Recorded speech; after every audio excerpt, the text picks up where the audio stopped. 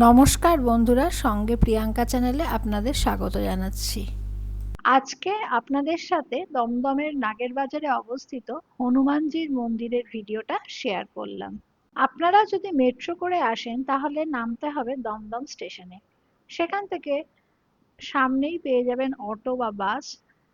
বাসে হনুমানজির মন্দির বললেই মন্দিরের অপোজিট সাইডে আপনাদের নামিয়ে দেবে। মন্দিরের সামনেই বিভিন্ন দোকান আছে, সেখান থেকেই আপনারা পুজোর সামগ্রী কিনতে পারবেন। মূল গর্ভগৃহের সামনেই রয়েছে একটি বিশাল ঝাড়বাতি। ভক্তদের বসার জন্য বা পুজো দেওয়ার জন্য রয়েছে একটি বিশাল হল ঘর।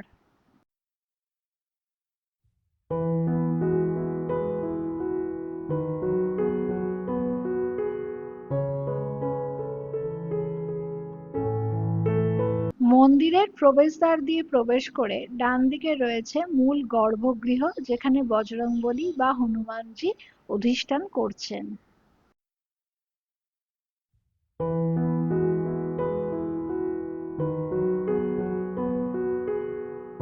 মূল গর্ভগৃহের সামনেই রয়েছে একটি বিশাল ঘণ্টা।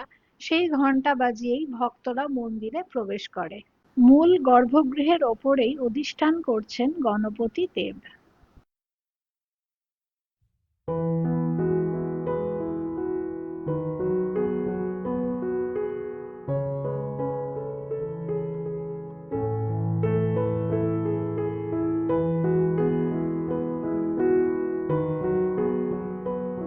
মূল গর্ভগৃহের চারিদিকে প্রদক্ষিণ করার মতো সুব্যবস্থা রয়েছে।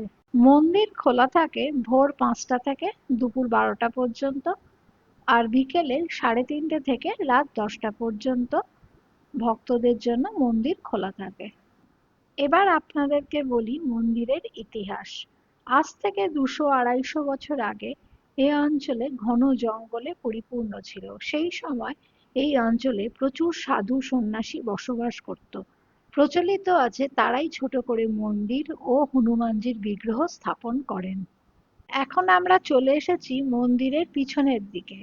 হনুমানজির মন্দিরের পিছনের দিকে আরতি করার, ধূপকাঠি দেওয়া বা মোমবাতি দেওয়ার জন্য একটি জায়গা করা হয়েছে। মন্দিরের ব্যাক সাইডটা খুবই নিরিবিলি এবং ঝোপঝাড় আছে, এবং এখানে একটি অনেক পুরনো শিব মন্দির দেখা যাচ্ছে, যেটি তখন বন্ধ ছিল।